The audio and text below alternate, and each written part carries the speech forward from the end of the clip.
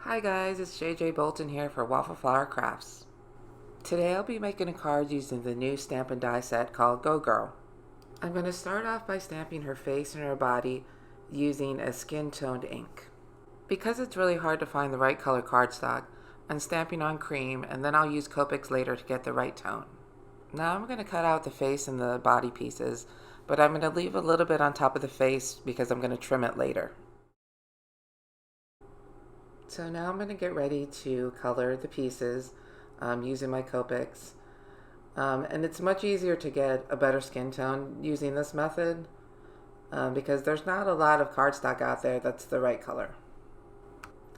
So I'm coloring the face, and I'm going to color it just a little bit lighter than the neck and shoulder pieces. So I'm going to color the neck and the shoulders just where you would get more sun or where there's a shadow. Because I'm already coloring on the cream paper, I'm using kind of a reddish tone Copic to give her a little bit more of a sunny glow.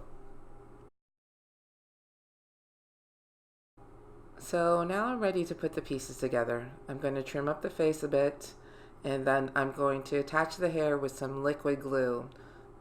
When I'm working with little pieces like this, I prefer to use the liquid glue because it's a little bit easier to position everything correctly before everything gets glued down permanently.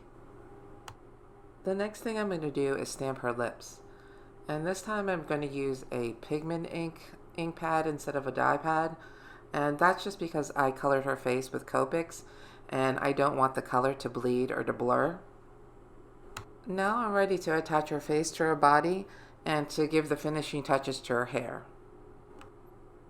Now you'll see when I glue her face on that there are little openings behind her hair. So what I'm going to do is I'm going to flip the piece over and I'm going to back it with the same color cardstock as the hair. This really makes the hair look more layered and gives a little bit of depth. Now it's time to add her top, and you could use the die that comes with the set, but I'm going to show you a way to do it with a little piece of scrap pattern paper. I'm going to glue on the scrap piece of paper under her hair, and then I'm going to flip it over and trim off the excess. Part of the fun of using this set is all the ways you can personalize it. So one of the variations that I made is to make a shawl top, and it's just as easy as doing 2 straight cuts. So I'm going to add a little bit of liquid glue to glue down her hair, and I'm going to set her aside while I work on her sunglasses. I've already die cut the sunglasses, and I want to back each of the lenses with some black cardstock. To help me cut the pieces, I'm going to use the old die cut as a template.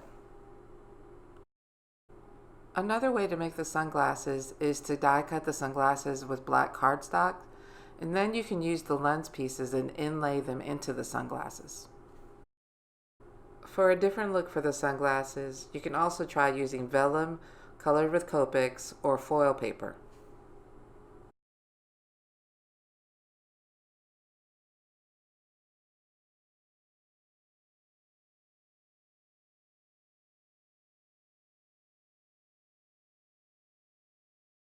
While the glue dries on the sunglasses, I'm going to work on the card base.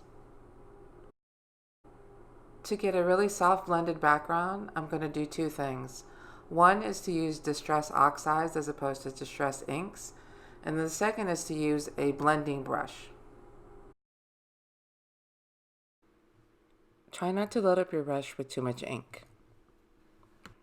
Less ink in multiple layers works best.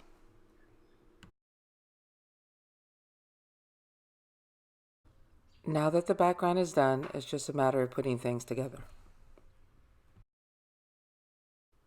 Using the same liquid glue, I'm going to add her sunglasses.